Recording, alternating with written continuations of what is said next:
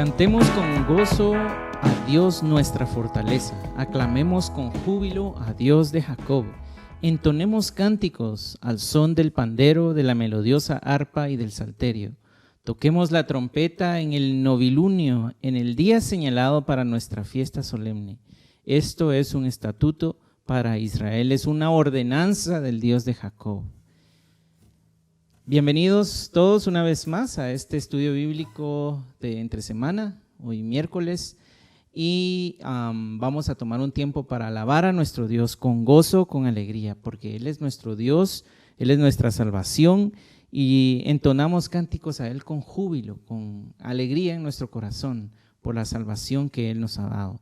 Y también vamos a tomar un tiempo para seguir estudiando su palabra, y vamos a través de la Biblia por el libro de los Reyes, y vamos a continuar hoy viendo la forma en la que Dios trabaja en medio de los hombres, en los reyes y todo su pueblo. Así que damos gracias al Señor y vamos a inclinar nuestro rostro, vamos a orar. Padre que estás en el cielo, te damos gracias, Dios Santo, porque podemos tomar este tiempo para alabarte, para exaltarte, Señor, y para llenar nuestro corazón de júbilo y de alegría, Señor, al proclamar tu gracia y tu salvación. Así que te damos gracias, Señor, por este tiempo. Te pedimos que bendigas nuestro estudio bíblico también, que puedas hablarnos, Señor, una vez más a través de tu palabra y que podamos seguir creciendo en el conocimiento y en la fe de tu Hijo Jesús. Así que te adoramos, Dios Padre. En el nombre de tu Hijo Jesús oramos. Amén. Alabemos al Señor juntos.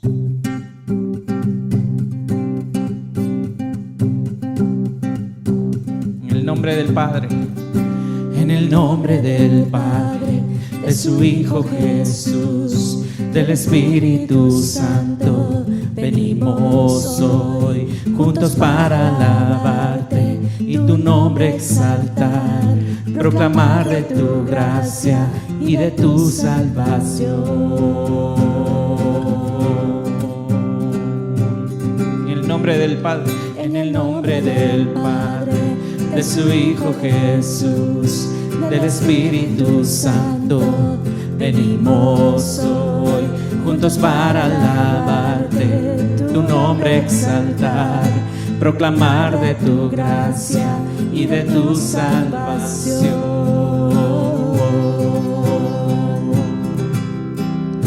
Escucha el sonar de nuestro cantar, pues con humildad te damos honor, levantados hoy por tus alas, Dios, y que el mundo vea que eres Dios, Salvador. Gozo hay solo en ti, el dolor es canción,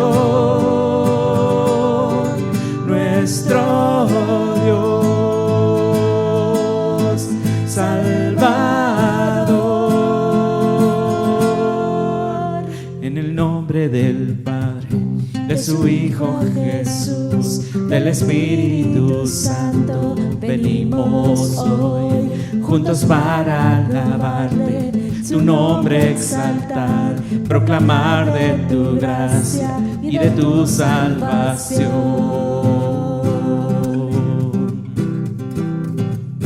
Escucha el sonar de nuestro cantar, pues con humildad te damos honor, levantados hoy por tus alas, Dios, y que el mundo vea que eres Dios,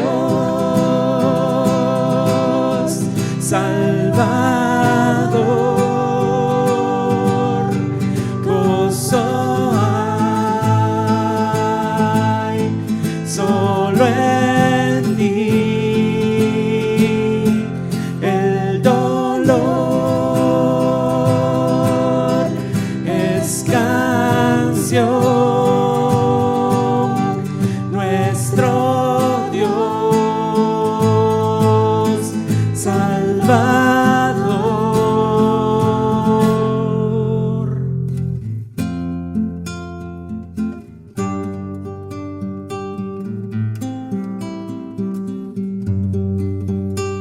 damos gracias, Señor, por ese gozo que pones en nuestros corazones, Padre.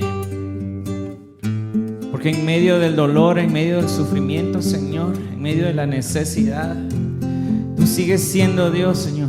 Y tú nos muestras que hay algo más grande. Y por eso te alabamos, porque tú eres nuestro Dios Salvador.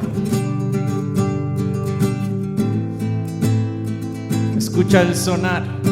Escucha el sonar de nuestro cantar, pues con humildad te damos honor.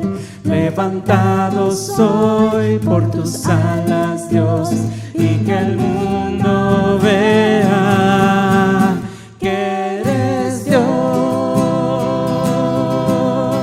Salvador. Gozo hay solo en ti, el dolor es canción. Nuestro Dios Salvador.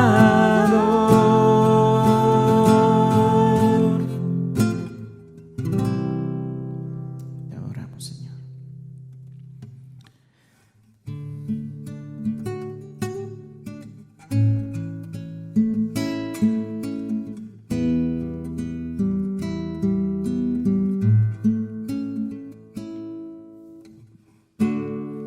Cuando la canción ya no suena más, vengo en sencillez,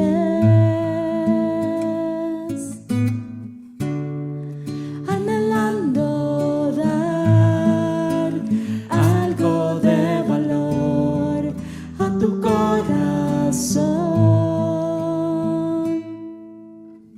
Te traigo más que mi voz, pues el canto en sí no es lo que pides de mí. Tú buscas en lo interior, no lo superficial. Tú miras mi corazón. Vengo ante ti en alabanza pura, porque solo por ti, solo de ti, Jesús. Perdóname porque la he cambiado cuando es todo por ti, solo de ti, Jesús.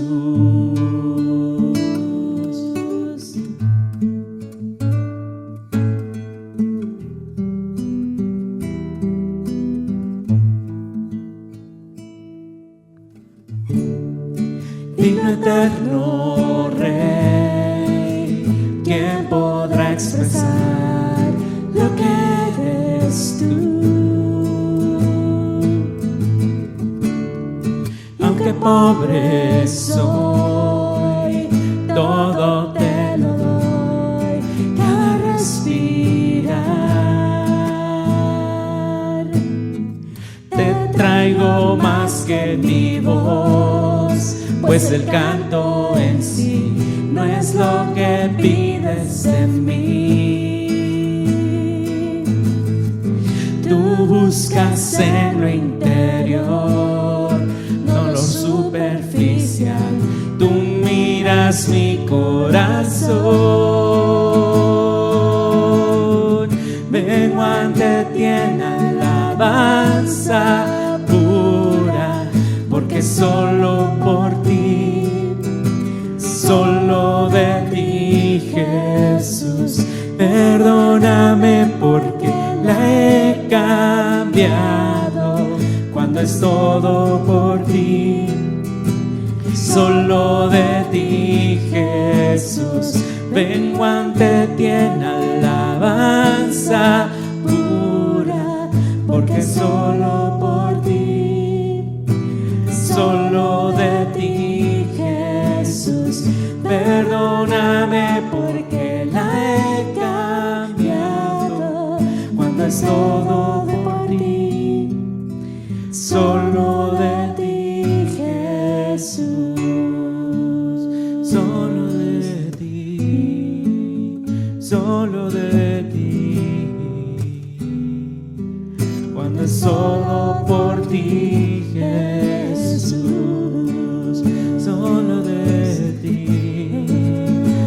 solo de ti.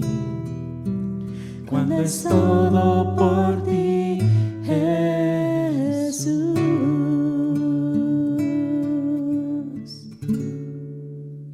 Te adoramos, Señor Jesús. Amén. Buenas noches, muchachos, muchachas, hermanos, hermanas, iglesia. ¿Listos para estudiar la Biblia?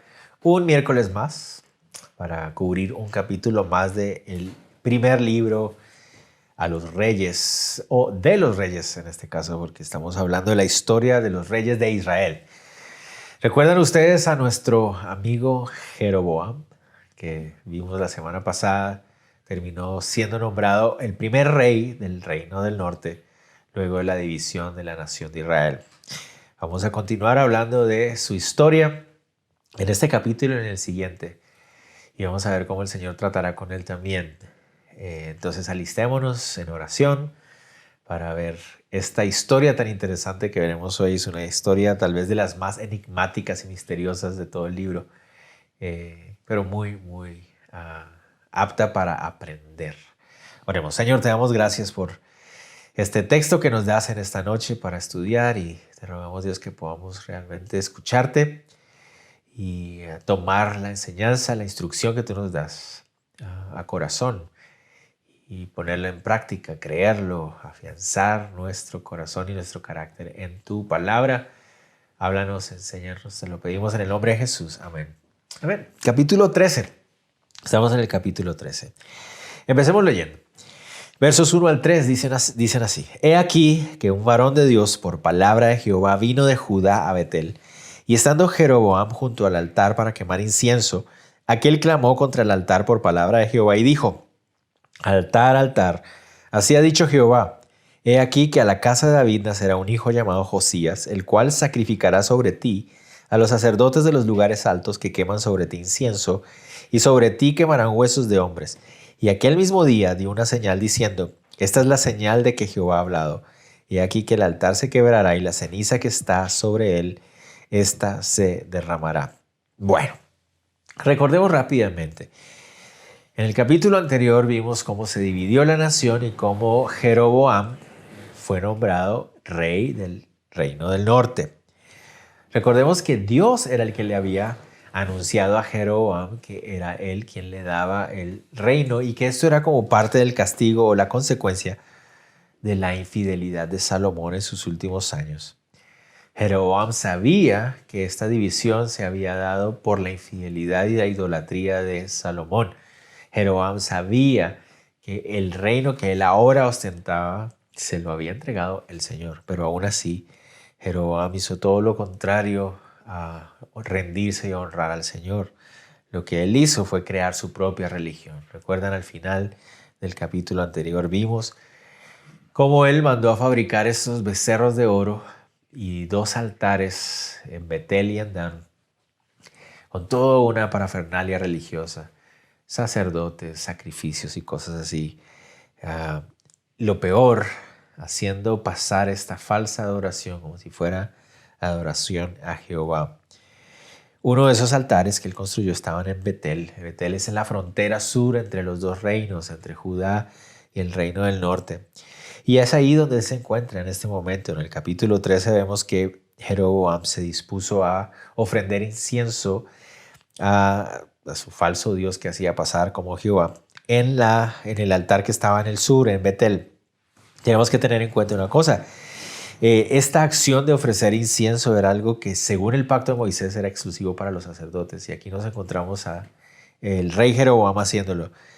Dios había dejado claro que el rey nunca debía ejercer la labor del sacerdote, pero para ese momento Jeroboam hacía que toda la religión girara en torno a sí mismo. Y en medio de ese momento aparece un hombre que el texto lo identifica como el varón de Dios. Llama la atención que no se identifica por nombre, es decir, no hay un nombre propio, solamente lo conocemos como el varón de Dios. Este varón de Dios viene desde el sur, notan que viene desde Judá para hablar con el rey Jeroboam, y cuando llega y se encuentra con él, lo reprende, seguramente en público. El hecho de que viniera de Judá este varón de Dios es significativo porque el Señor le está anunciando a Jeroboam lo que él debía haber sabido desde antes. El pacto de Jehová con Israel era uno solo y este pacto tenía como base el sistema de sacrificios que estaba dándose en Jerusalén frente al templo que él había decidido honrar.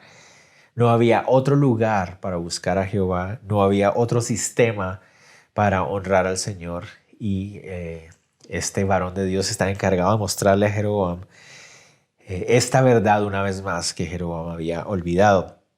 Noten ustedes el mensaje. El mensaje, noten ustedes que es directamente hacia el altar, no es hacia el rey Jeroboam en sí, sino hacia el altar. Dice altar, altar, así ha dicho Jehová.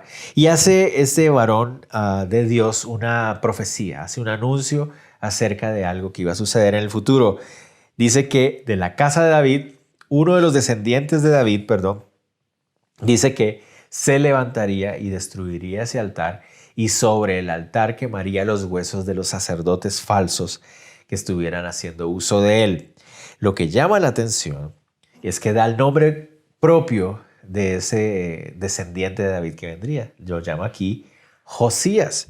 ¿Y por qué llama la atención? Porque esto que él está narrando aquí no pasaría sino hasta 300 años después aproximadamente, después de esta advertencia. O sea, 300 años antes de que Josías naciera aproximadamente, este varón de Dios estaba anunciando que iba a aparecer. Y no es la primera ni la única vez en la Biblia que Dios anuncia algo que va a suceder mucho tiempo antes, incluso con nombres propios y con detalles propios, otra vez para mostrarnos su poder. Eso es lo que lo hace ser Dios, es diferente a nosotros, Él conoce todo, toda la historia. Entonces le está anunciando a Jeroboam lo que iba a pasar con este altar que él estaba haciendo. Y Dios iba a confirmar en ese mismo momento que se estaba dando la advertencia que era Dios el que estaba detrás de este mensaje. ¿Cómo? Dice ahí, se va a romper el altar y la ceniza que está sobre él se derramará. Esa será la muestra de que lo que él sería la muestra de que lo que él estaba diciendo era realmente dado por Dios. Eso de que la ceniza se derramara indicaba una cosa. Los altares, cuando empezaban a acumular ceniza, se refiere a altares sucios, ¿no? Eran altares que no se habían limpiado. Cuando nosotros vemos en la historia de Israel, Dios, cuando manda a construir el tabernáculo de reunión, Él manda a que los altares sean constantemente limpiados. Eso nos muestra que ese es un altar sucio.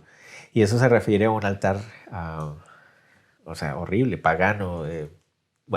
Habla de la suciedad espiritual que representaba toda esa ceniza que estaba siendo quemada ahí. ¿Se pueden imaginar la reacción de Jeroboam como rey? Recuerden, este varón de Dios venía de Judá, del reino con el que ahorita no se están llevando nada bien. Se acababa de dar la división de los dos reinos y ahora viene este varón de Dios desde el sur, desde Judá, para reprender al rey del norte. ¿Cómo va a reaccionar el rey Jeroboam? Veamos, versos 4 al 6. Cuando el rey Jeroboam oyó la palabra del varón de Dios que había clamado contra el altar de Betel, extendiendo su mano desde el altar, dijo, «Prenderle». Mas la mano que había extendido contra él se le secó y no la pudo enderezar.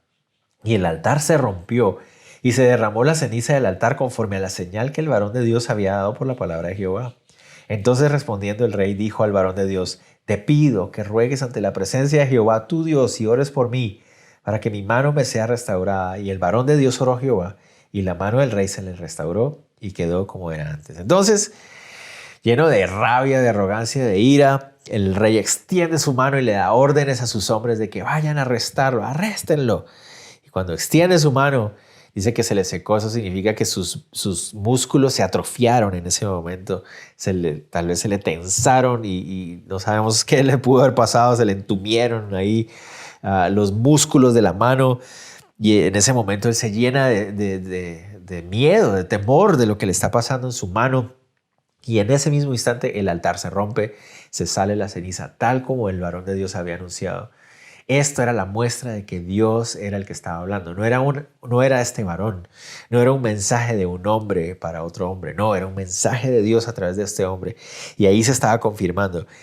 El rey se llena de temor, se da cuenta de lo que realmente significaba y quién estaba detrás de todo eso. Pero noten ustedes lo triste del asunto. el rey Jeroboam no se voltea al becerro de oro que él mandó a construir y le dice, becerro de oro, por favor, sáname. No, él se da cuenta de que el poder de Jehová se está manifestando ahí y que era el Señor Jehová, que era más fuerte que este becerro, porque el altar que era para honrar al becerro se rompió. Eso muestra el poder de Jehová era mucho más grande que el poder de este falso Dios que no existe, ¿verdad? Que no existía. Pero noten ustedes, en vez de clamar a su falso Dios, clama a Jehová. Él sabe quién es el verdadero Dios, lo sabe. Pero miren, aún así, sabiendo quién es el verdadero Dios, mire cómo le pide el varón. Dice, órale a Jehová, tu Dios. No era su Dios ya. Él reconocía que el verdadero Dios ya no era su Dios. Y eso es lo más triste. Clámale a tu Dios. En vez de él rendirse y decirle, Señor, perdóname. Tú me diste el reino y ahora mira lo que yo estaba haciendo. Perdóname. Límpiame, sáname. No, le dice, tú órale a tu Dios. Él tristemente no rinde su corazón ante el verdadero Dios. El varón del Señor actúa con misericordia. Ora y el Señor restaura su mano. Notamos la paciencia y la gracia del Señor hacia Jeroboam, ahí dándole una oportunidad más para que se arrepintiera. Pero tristemente no lo hará. Terminará el capítulo y veremos que Jeroboam continuará en su mismo camino. Sigamos, versos 7 al 9 dice, y el rey dijo al varón de Dios, ven conmigo a casa y comerás y yo te daré un presente. Pero el varón de Dios dijo al rey, aunque me dieras la mitad de tu casa, no iría contigo.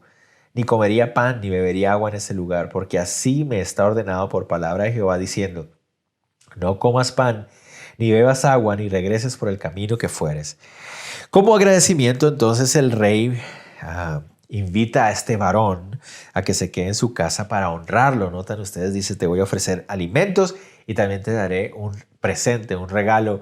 Era como una especie de recompensa por haber sanado su mano, aunque sabemos que no fue él, sino fue el Señor.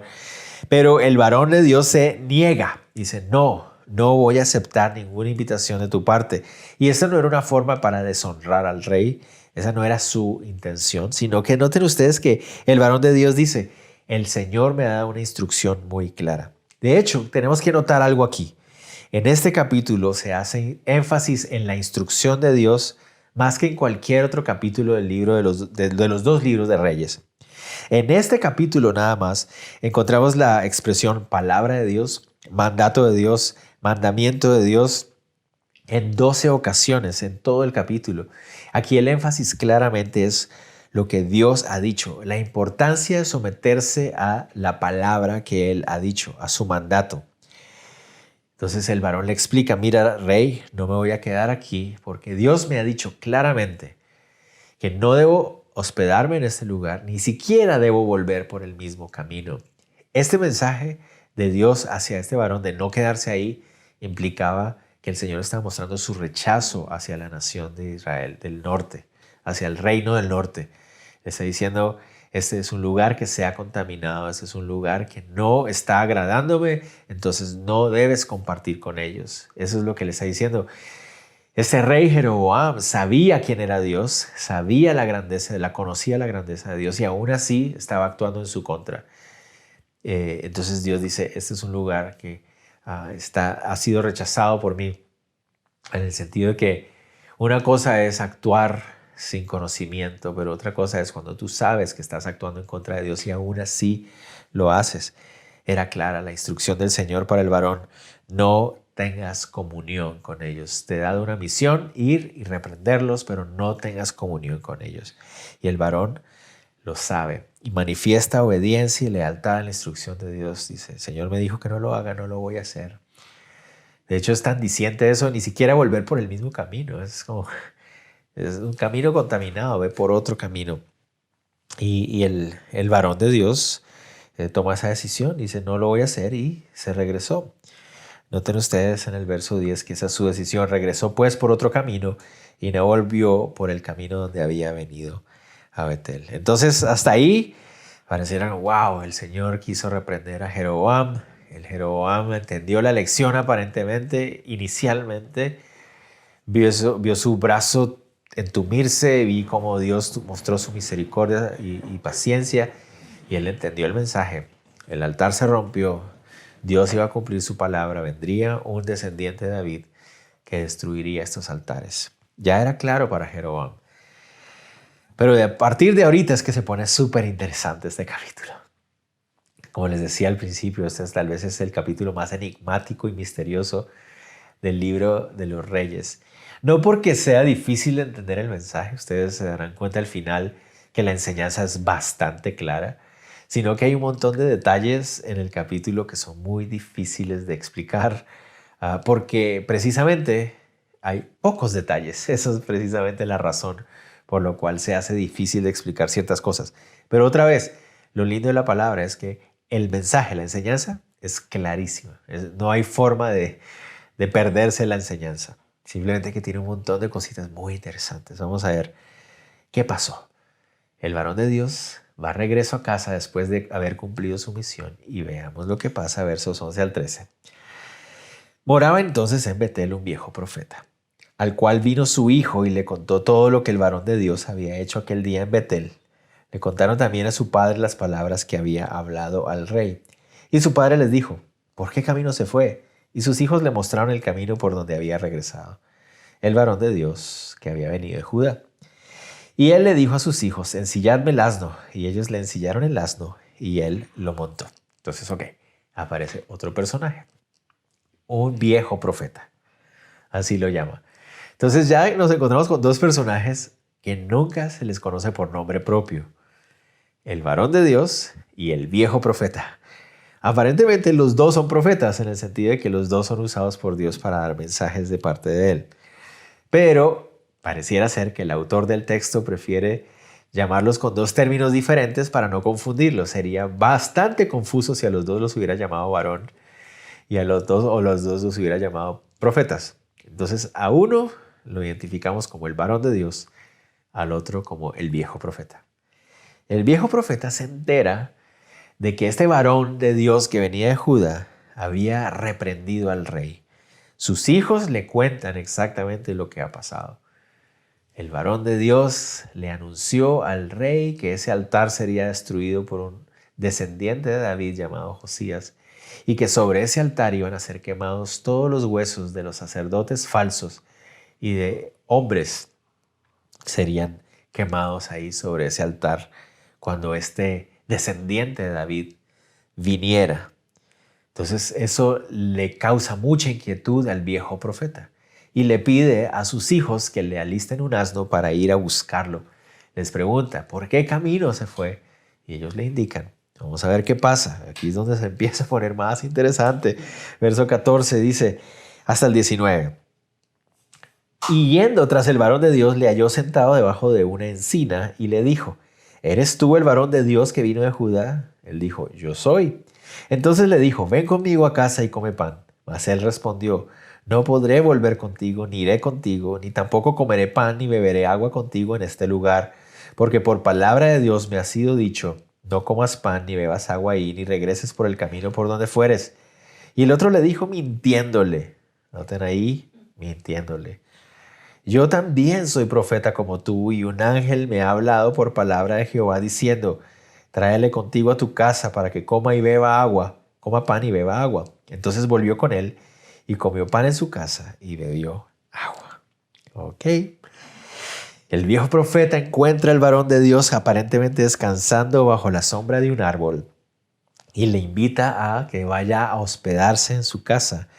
El varón de Dios le da la misma respuesta que le había dado al rey y le dice, yo no puedo quedarme en este lugar, no me voy a hospedar aquí porque Dios ha sido muy claro, no debo hacerlo.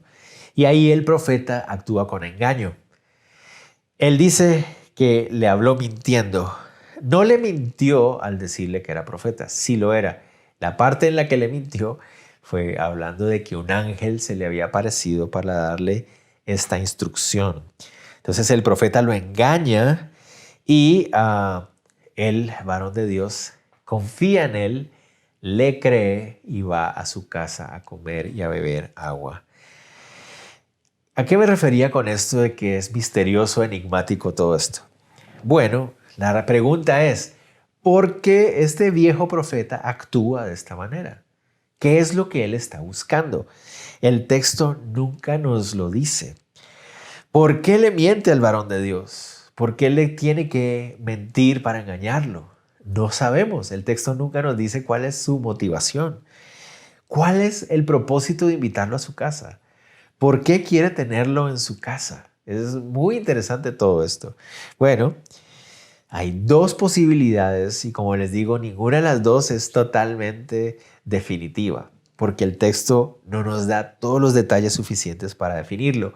Pero son dos posibles y yo me inclino más por una de ellas, obviamente. Y cada uno puede tomar esa decisión, pero y los comentaristas también se dividen en cuál de las dos opciones es. Pero miremos, las dos opciones son las siguientes. Uno, este viejo profeta es llamado viejo profeta porque aparentemente era de la escuela de profetas de Samuel. ¿Se acuerdan que estaba en esa misma zona? Pero la referencia a que es viejo puede hacer referencia a que se había alejado del Señor. Es decir, antiguamente había sido profeta. Y que en ese momento, en ese instante de su vida, él realmente es un falso profeta en el sentido de que se ha aliado a Jeroboam. Es decir, no tiene ningún problema con la falsa adoración que Jeroboam está levantando ahí en la nación. Que lo que quiere es tratar de engañar a este varón de Dios solamente para comprobar si las palabras que traía este varón eran verdaderas o no y para tal vez mostrar que era un hombre mentiroso, para desprestigiar a este varón de Dios ante él. Puede ser eso lo que él está tratando de hacer, querer engañarlo para hacer parecer mentiroso a este varón. ¿Se acuerdan? El varón le había dicho al rey, yo no me puedo quedar aquí. Y entonces el otro, al engañarlo, va a mostrar que sí se quedó y lo va a mostrar como un mentiroso. Algo parecido puede ser lo que está pasando ahí.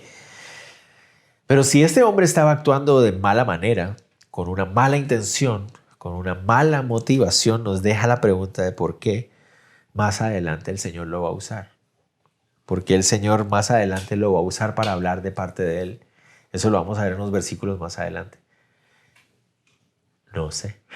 La otra opción es la siguiente, que este viejo profeta está consciente de la falsa religión de Jeroboam, que es una abominación y le molesta en su corazón, pero él no se había atrevido a reprenderlo. Y al saber de que este varón de Dios había venido desde Judá para hacerlo, quiso conocerlo, quiso compartir con él, quiso tomar un tiempo en su casa, tal vez para animarse, tal vez para juntos reprender a esta falsa enseñanza. Pero surge la pregunta, ¿por qué le mintió? ¿Por qué lo engañó? No sé. Entonces, como les decía, es bien interesante eso porque el texto no nos da mayores detalles acerca de la motivación de este viejo profeta. Es un profeta que trae una mala intención, una buena intención. Su mentira pareciera indicar que no es muy buena. No lo sabemos. Entonces, por eso tiendo a inclinarme con la primera opción por su mentira, por su engaño, pero la verdad es que no lo podemos saber. Y debemos reconocer que esto es algo misterioso. No solamente ninguno de los nombres se identifica, el varón y el profeta no nos muestra sus nombres propios, sino que tampoco se nos aclara la motivación de este viejo profeta. Vamos a ver qué continúa. Versos 20 al 24. Dice, y aconteció que estando ellos en la mesa vino palabra de Jehová. Noten a quién viene la palabra de Jehová. Al viejo profeta que le había hecho volver. Es lo que les decía. Ahora Dios va a usar a este viejo profeta, el mismo que lo había engañado, va a ser usado por Dios. Y dice, y clamó al varón de Dios, le dijo al varón de Dios, que había venido de Judá diciendo, así ha dicho Jehová, por cuanto has sido rebelde al mandato de Jehová y no guardaste el mandamiento que Jehová tu Dios te había prescrito, sino que volviste y comiste y bebiste agua en el lugar donde Jehová te había dicho que no comieses pan ni bebieses agua, no entrará tu cuerpo en el sepulcro de tus padres. Cuando había comido pan y bebido, el que le había hecho volver le ensilló el asno. Y yéndose le topó un león en el camino y le mató, y su cuerpo estaba echado en el camino y el asno junto a él. Y el león también junto al cuerpo. Oye, es súper triste esta parte. Esta es la parte más triste. Cuando estaban compartiendo los alimentos, Dios habla a través de este viejo profeta este mismo hombre que había engañado, como les decía, y reprende al varón de Dios. A través del profeta, el Señor le dice, mira, por cuanto me desobedeciste, yo claramente te dije que no hicieras eso y tú desobedeciste. Por esa razón no vas a ser sepultado en la casa de tus padres. Lo que para ellos en esa época era algo de gran tristeza. No ser sepultado junto a la familia. Los sepulcros eran familiares y el hecho de que murieras lejos de tu casa, es decir, tu familia no sabría qué te habría pasado, era algo grave en esa época. Y el Señor le está diciendo, mira, no vas a ser sepultado en tu casa con tu familia. El varón de Dios en ese momento se pueden imaginar, aunque el texto no nos dice cuál fue su expresión, pero se pueden imaginar, seguramente se puso blanco, se le pasó un frío helado por la columna y sintió, Dios mío, ¿qué hice? Le dice a su anfitrión, mire, disculpe, yo tengo que irme. El viejo profeta manda alistar el asno del varón de Dios y ese varón de Dios trata de regresar a casa, trata de enmendar su error, trata de corregir el error. Dice, no, yo me voy de aquí, yo no debía estar aquí. Y cuando va en el camino dice que un león le sale en el camino y lo mata. Los leones asiáticos eran muy comunes en esa zona. No eran muy abundantes, pero sí era común que pudieran aparecer y atacar en el camino. Pero hace muchos años que en Israel, tal vez hace unos 1100 años atrás, que no se ven esta clase de leones de manera salvaje en la zona de Israel. La muerte de este varón de Dios nos da una enseñanza clara e indirecta. ¿Cuál es la enseñanza? ¿La agarraron? Yo creo que sí. Todos podemos ver aquí la enseñanza. Dios nunca se contradice. Nunca. El varón de Dios debió recordar que si Dios le había dado una indicación clara y directa acerca de no quedarse en ese lugar, era imposible que el Señor a la mitad del camino cambiara de opinión y le dijeron, no, ¿sabes qué? Mejor sí quédate y come en ese lugar. El otro profeta le dijo, el ángel de Jehová me ha dicho esto, pero el varón de Dios debió haber entendido, este es un engaño. Dios nunca se contradice. Y esa es una muy buena enseñanza para nosotros. Dios nunca va a contradecir su palabra. No importa cuán convincente pueda ser la voz de un profeta que venga a decirte, mira, tienes que hacer esto, hacer lo otro, pero mira, la palabra de Dios dice algo diferente. No, pero es que el Espíritu de Dios me ha mostrado. El Señor dice. Mira, no importa cuánto digas que Dios te diga, Dios nunca contradice su palabra. Dios nunca te va a llevar a hacer algo que su palabra ya ha dicho que no debes hacer. No importa cuán convincente sea, no importa cuán espiritual suene el mensaje, Dios nunca contradice su propia palabra. Es lo que tenemos que tener en cuenta. Por eso, cuando a veces encontramos pasajes en la Biblia donde dice, pero este contradice al otro, no. Si lo estudias bien, lo ves en su contexto, te das cuenta que realmente no hay una contradicción. Dios nunca se contradice a sí mismo. El Espíritu de Dios nunca va a pedirle al apóstol Pablo que escriba una cosa para después decirte a ti que hagas lo contrario. Eso no va a suceder. Por eso la bendición tan grande que nosotros tenemos es que ya tenemos la palabra profética más segura. Tenemos 66 libros perfectamente escritos a través de los cuales podemos encontrar dirección y guía para nuestra vida. Entonces, mis hermanos, nunca caigamos en esa trampa de creer que Dios va a mandar un mensaje cruzado. Él es muy claro y muy directo acerca de sus mandamientos para nosotros. Entonces este pobre varón de Dios, bueno, sí, digamos que triste varón de Dios, digámoslo así, este triste varón de Dios muere en el camino, atacado por un león. Pero se pone más interesante ahora la cosa. Verso 25 al 26. Dice así. Y aquí unos que pasaban y vieron el cuerpo que estaba echado en el camino y el león que estaba junto al cuerpo. Y vinieron y lo dijeron en la ciudad donde el viejo profeta habitaba. Oyéndolo el profeta que le había hecho volver del camino dijo, el varón de Dios es, que fue rebelde al mandato de Jehová. Por tanto Jehová le ha entregado al león, que le ha quebrantado y matado conforme a la palabra de Jehová que él le dijo a mí. Cuando yo leí esa actitud, era, sí es mucha sinvergüenza, tan cínico, ¿no? Él fue el que lo hizo volver y dice, ese seguro fue el desobediente, ese el varón de Dios. Él fue el que lo engañó. Pero vamos a ver más adelante qué actitud tomó ese profeta, viejo profeta, que aparentemente está ahí otra vez, pareciera ser que es malo, pero vamos a ver qué pasa. Dice que unos hombres encontraron el cuerpo del varón de Dios que estaba muerto por el león. Pero noten, vamos a ver en el verso más adelante, en el verso 28, que este cuerpo, cuando lo encuentran atacado por el león, no había sido devorado por el león. Es decir, el león no lo mató para comérselo. Y otra cosa que notamos es que el león solo atacó al hombre, lo mató, pero no se comió ni el cuerpo del hombre ni atacó al asno tampoco. O sea, el asno, ¿se imaginan la escena? Los hombres iban pasando, un león ahí sentado con el cuerpo muerto, el cadáver del hombre y el asno ahí como que tal vez blanco del miedo, porque el león está ahí a la par, pero el asnito tranquilo. No atacó ni al asno ni atacó a los hombres que pasaron por ahí. ¿Qué es lo que indicaba eso? Esta clase de muerte para ellos les indicaba algo. Esto es un castigo de Dios. O sea, no es natural. Esto no es natural, algo está pasando aquí. Dios ha castigado a este hombre.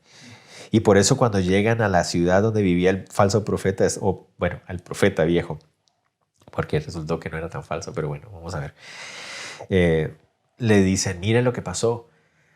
Y el otro entiende inmediatamente, ese cuerpo muerto es el del varón de Dios. Dios lo castigó. Definitivamente Dios lo ha castigado. Entonces, aquí es donde se pone más interesante, verso 27 al 32. Dice, y habló a sus hijos y les dijo, ensilladme un asno, y ellos se lo ensillaron. Y él fue y halló el cuerpo tendido en el camino, y el asno y el león que estaban junto al cuerpo. El león no había comido el cuerpo ni dañado al asno. Entonces tomó el profeta del cuerpo del varón de Dios y se lo puso sobre el asno y se lo llevó. Y el profeta viejo vino a la ciudad para endecharle y enterrarle.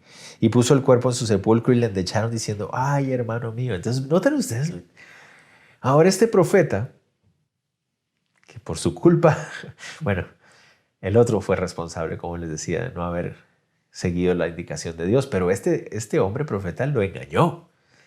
Después de haberlo engañado, va y recupera su cuerpo, porque no solamente era una tristeza morir fuera de los sepulcros de tu familia, sino que tu cuerpo se quedara pudriendo a la intemperie era una vergüenza peor aún. Entonces este viejo profeta se trae el cuerpo, al tocar el cuerpo está también entrando en contaminación, aunque como les digo, digamos que el estatus espiritual de la nación no era muy bueno y no les importaría eso en ese momento, no sé, pero este profeta entiende lo que implica eso, tocar un cuerpo muerto, pero se trae el cuerpo para, miren ustedes, endecharle y enterrarlo. Y endecharle literalmente significa hacer lamento. Hizo lamento por él. Y noten ustedes cómo lo lamenta, verso 30. Ay, hermano mío. O sea, siente el dolor en su corazón por la muerte del varón de Dios que él mismo había engañado y que por su culpa lo había castigado el Señor. Bueno, no por culpa de él, otra vez vuelvo a aclarar. Pero él era responsable acerca de esto.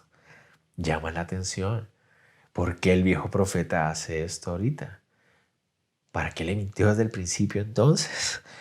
No sabemos realmente si este profeta tenía una buena o una mala intención en su corazón. Nos deja con muchas preguntas. Pero el viejo profeta, parece entender algo acerca del llamado de ser profeta de Dios y cómo él tal vez se había alejado de él. La forma en que el varón de Dios había muerto le confirmaba a este viejo profeta que todo lo que él había dicho era verdad. ¿Eso qué significa? El viejo profeta en ese momento entiende que esa advertencia que el varón de Dios le había dado a Jeroboam era cierta. Iba a suceder. Para él, ahí quedó absolutamente claro. Tal vez en este momento es el momento en que él entiende Dios nos va a juzgar y nos va a reprender y va a traer juicio sobre nosotros por habernos desviado. Él como que en ese momento dijo, el hecho de que este varón de Dios haya muerto así significa que Dios estaba dando un mensaje muy serio. Y tal es como que en ese momento él lo entiende. Notemos algo más. Podemos preguntarnos, ¿por qué Dios fue tan drástico con el varón de Dios? Noten ustedes que el rey Jeroboam aparentemente no se arrepintió, pero él no lo mataron. Solo se le entumió el brazo y luego después se lo sanaron. Pero ¿por qué Dios es tan drástico con el varón de Dios? ¿Por qué el varón de Dios, uno dice, pero lo engañaron? No fue su culpa. Sí, sí era su responsabilidad saber que Dios no se contradice.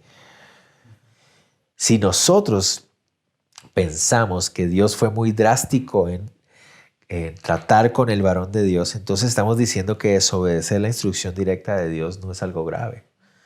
Si nosotros pensamos que es algo muy drástico, entonces podemos llegar a pensar que es posible dudar o cuestionar las palabras y las indicaciones de Dios. Es muy importante que tengamos en cuenta. La desobediencia a este varón de Dios podría hacer llegar a pensar a las personas que sus palabras no habían sido dadas por Dios. Entonces, esta acción de desobediencia podía poner en duda las palabras que Dios le había dado a decir. Entonces, noten ustedes algo. Para la mentalidad hebrea, Dios se revela a través de su palabra. Es decir, Dios es quien Él dice ser. Y cuando tú dejas en duda las palabras y el mandato de Dios, entonces lo que estás dejando en duda es el carácter de Dios. Entonces por eso era grave. El que Él hubiera desobedecido a la instrucción directa de Dios y se hubiera quedado en la casa del viejo profeta podía ser dejar en duda el carácter de Dios. Por eso el Señor dice, no puede ser así. Tiene que quedar muy claro que yo estaba hablando en serio y la forma de hacerlo era que el varón de Dios perdiera la vida para que el profeta se diera cuenta, Dios estaba hablando en serio.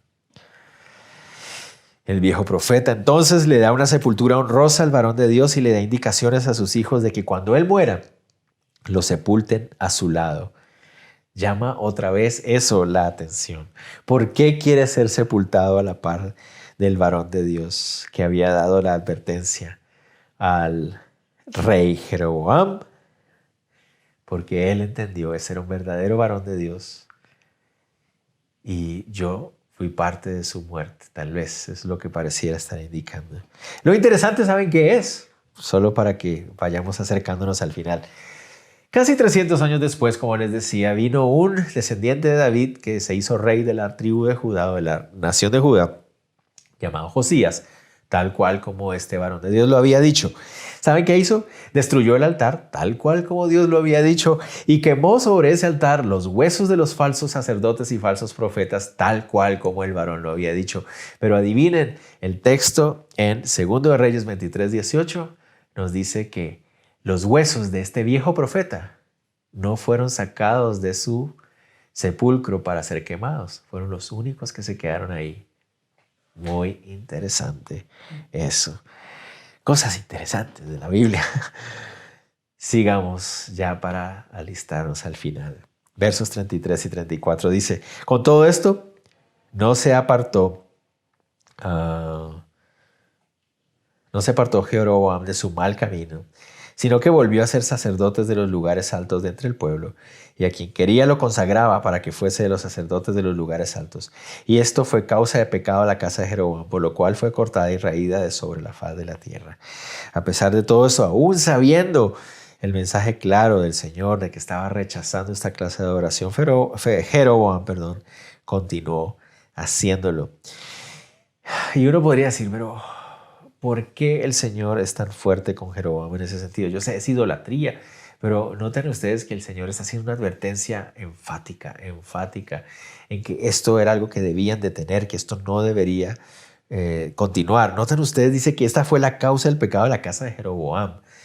Eso se refiere a que la familia de Jeroboam seguiría llevando sobre ellos este castigo y esta maldición. ¿Por qué ese énfasis tan marcado en esto? Por esto, noten ustedes, esto es lo tremendo del asunto. ¿Recuerdan ustedes en el capítulo anterior al final que cuando él establece esta nueva religión, él establece una fiesta paralela a la fiesta que tenían en Judá? La fiesta a la que hace referencia es la fiesta que se da en el día 15 del mes séptimo. Esa fiesta es la fiesta de la expiación. En la fiesta de la expiación se sacrificaba un cabrito y con la sangre de ese cabrito se representaba, simbolizaba el pecado de toda la nación que se expiaba en la vida de ese cabrito. El sacerdote en ese día era el único día en que entraba al lugar santísimo y derramaba de las gotas de sangre sobre la tabla de la proposición, la tapadera de esa arca del pacto donde se representaba la presencia de Dios. Y de esa manera se simbolizaba que se aceptaba el pago por todos los pecados de la nación por ese año. Es un día de lamento delante de Dios por los pecados cometidos, pero al mismo tiempo se convertía en un día de gozo por haber sido perdonados por Dios. ¿Qué es lo que significa que Jeroboam estableciera una fiesta paralela, pero en el mes 8, en el día 15? Lo que estaba diciendo es, miren, aquí también tenemos una fiesta en la cual podemos nosotros pagar por nuestros pecados. ¿Notan ustedes lo grave de ese asunto? Están diciendo, hay dos posibilidades para ser limpios de nuestros pecados. En el Judá lo hacen. Bueno, nosotros también aquí también tenemos un sacrificio que nos puede hacer limpios de pecado. Miren, ¿notan ustedes el engaño que esto representa? Además, para nosotros hoy en día sabemos que esa fiesta de expiación representa a una persona, a nuestro Salvador, a Cristo Jesús. Otra religión que te ofrece no solamente a través de Jesús puedes ser salvo, sino que también a través de eso es una abominación, es una de las cosas más horribles que puedan existir en la tierra, porque es un engaño de perdición, lleva a las personas a la condenación eterna, haciéndoles creer que tienen salvación, los estás llevando a la perdición. Eso es sumamente grave. Hacer algo paralelo a la obra de Cristo, ofrecer una opción aparte de la muerte, la vida y la resurrección de Cristo Jesús, es una abominación, es algo supremamente peligroso y grave. Aquí notan ustedes, continuó ordenando sacerdotes. ¿Eso qué significa? No solamente era esta fiesta de la expiación de la que hablamos en el capítulo anterior, sino también había establecido todo un sistema de sacrificios paralelo al sacrificio que había en Judá, en Jerusalén. Otra vez, el problema no era simplemente la idolatría, no era simplemente adorar a otro Dios, era engañar a la gente haciéndole creer que este falso Dios era el mismo Jehová y que a través de esta opción paralela podías tener los mismos beneficios de la verdadera opción. Era una falsa religión que engañaba a la gente. Por eso debemos tener cuidado también en nuestra época de cualquier otra opción o alternativa que se nos quiera ofrecer, aparte de poner nuestra confianza y rendición de voluntad total a la persona y a la obra de Cristo Jesús. No hay otra forma, no hay otro camino, no hay otra verdad. Es la única, la que Él ha provisto para la salvación de los hombres. Por eso era grave lo que pasaba con Jeroboam. Y de hecho, cuando vayamos adelantando en los pasajes, vamos a ver que los reyes del norte, el texto va a decir, hicieron lo malo delante de los ojos de Jehová, como Jeroboam lo había hecho. El rey que viene va a decir, como su padre Jeroboam había hecho. Entonces, esto era supremamente grave. Esas eran las tremendas implicaciones que tenía la idolatría que había establecido Jeroboam. Por eso Dios lo reprende en varias oportunidades y por eso el varón de Dios tuvo que morir, porque la advertencia era tan grave que si él la ponía en duda por su desobediencia, podía menospreciarse la advertencia de Dios. Por eso tenía que morir, había que darle el valor a la instrucción y la advertencia que Dios estaba dando. Entonces terminamos entonces diciendo que hay dos grandes enseñanzas para nosotros hoy aquí. Uno, mis hermanos, mis hermanas, Dios nunca se contradice. Tengamos en cuenta eso. Yo he conocido hombres y mujeres a través del caminar en el Señor que a veces dicen, hermano, es que el Señor me mostró esto. Dicen, pero espérate, la Biblia dice lo contrario. No, pero es que el Señor me lo mostró. Mira, yo no me importa cuánto me digas que el Señor te mostró eso, yo sé que no fue el Señor. Pero usted, ¿por qué me juzga, hermano? Porque la Biblia dice lo contrario y el Espíritu Santo nunca se va a contradecir. Eso no podemos nunca poner en cuestión de duda la Biblia, la palabra de Dios en todo su contexto. Nunca podemos hacer eso. Y segunda enseñanza para nosotros, hermanos, recordemos, no hay otra alternativa, no hay otro camino, no hay otra religión que nos pueda llevar a la salvación. Es Cristo Jesús, es la persona y la obra de Cristo Jesús, es la única forma. Desde la antigüedad el Señor había estado mostrando que es a través de la redención, del sacrificio perfecto de Cristo Jesús, que los seres humanos iban a poder encontrar salvación. Desde Génesis el Señor nos lo está diciendo. Es a través del sacrificio del Hijo de la promesa donde podría venir la salvación. Cualquier alternativa, cualquier cosa que se presenta como una opción a Cristo Jesús, no importa cuán bonito se presente, no importa con cuántos términos espirituales, no importa cuán elaborada sea la parafernalia de esa religión, es falsa y nos lleva a la perdición solo a través de la persona de Cristo Jesús. Ok, mis hermanos, qué buenas enseñanzas, ¿verdad? Nos quedamos con el misterio. Qué interesante este viejo profeta. ¿Por qué actuó así? No lo sabemos todavía, pero la enseñanza fue clara para nosotros. Vamos a orar. Señor, te damos muchísimas gracias por este tiempo para estudiar las Escrituras y te rogamos, Dios, que nuestro corazón cada vez se afiance más en tu verdad, en entender y recordar que todo lo que estudiamos en ella, todo lo que tú nos enseñas es tu verdad. No hay nada aparte de ella a través de la cual nosotros podamos encontrar la sabiduría para nuestro corazón.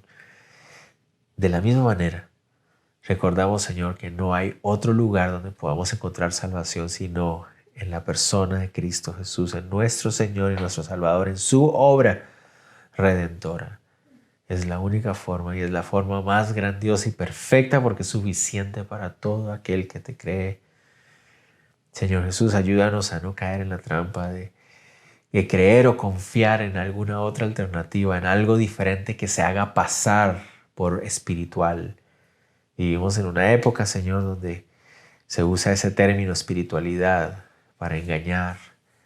Te rogamos, Dios, que tú nos hagas hombres y mujeres con discernimiento y obedientes, que no nos dejemos engañar nunca, que solo hagamos lo que tú nos enseñas y nos dices.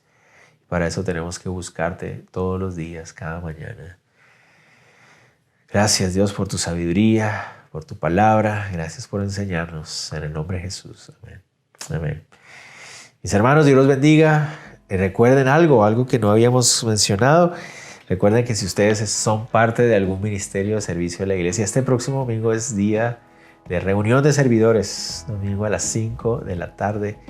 Siempre los últimos domingos de cada mes tratamos de reunirnos para orar juntos, para animarnos unos a otros a las 5 de la tarde. Si usted es parte de un grupo de servidores, por favor, contáctese con los responsables del ministerio. Ya creo, confiando en Dios, que muy pronto vamos a poder volver a reunirnos y queremos alistarnos para tal. Dios los bendiga a todos. Bendiciones, un abrazo, muy buenas noches, muy buen provecho. Muy buenas noches, abuelitos, abuelitas, papás, mamás, hijos, perritos. Dios los bendiga.